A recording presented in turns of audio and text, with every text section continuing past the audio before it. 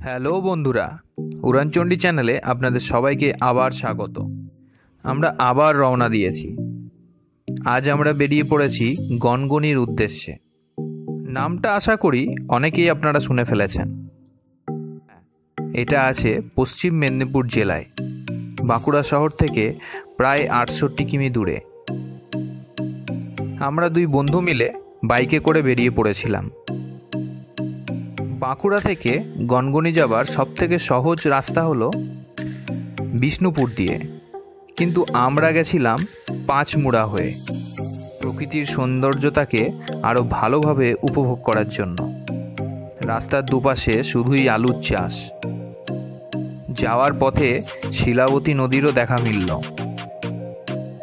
যদিও আমরা যেখানে যেতে চলেছি সেখানে এই নদীকে আরও কাছ থেকে দেখব।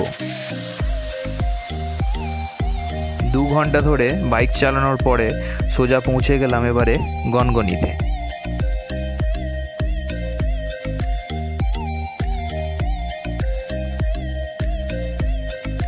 দূর থেকে পাথুরে ভূমির ওপরে অপরূপ ভাস্কর্য চোখে পড়ল। পাশ দিয়েই বয়ে চলেছে শিলাবতী নদী।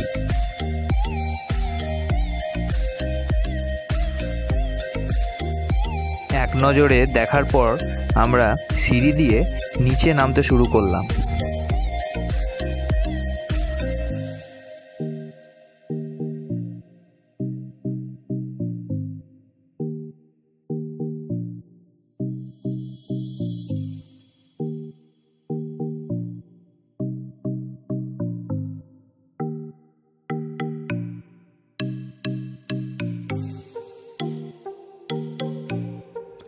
গনগনির এই আশ্চর্য ভূমিরূপকে আমেরিকার গ্র্যান্ড ক্যানিয়নের সঙ্গেও তুলনা করা হয়।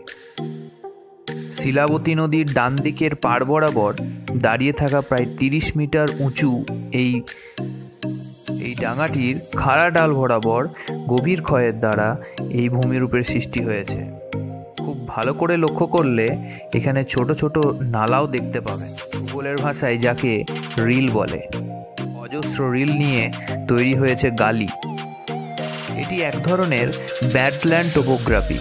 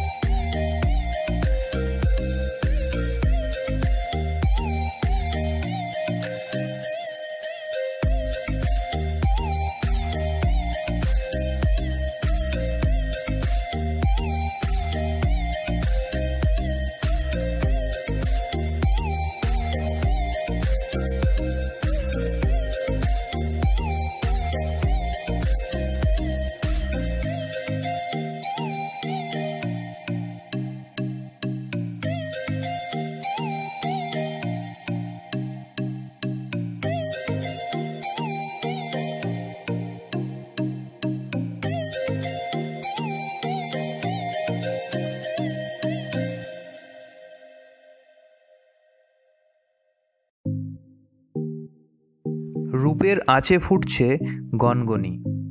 গুহা সহ একাধিক শিলাবিন্যাস রয়েছে এখানে। শীতকালে অনেকেই এখানে পিকনিক করতে আসে, আর পর্যটন কেন্দ্র হিসাবে ভালোই পরিচিতি লাভ করেছে এই গনগনি।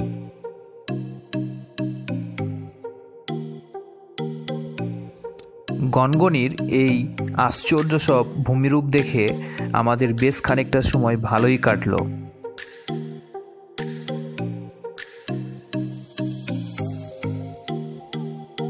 গনগনির আশেপাশে আছে বেশ কিছু মন্দিরও, তাই একদিনের জন্য এখানে থাকা যেতেই পারে।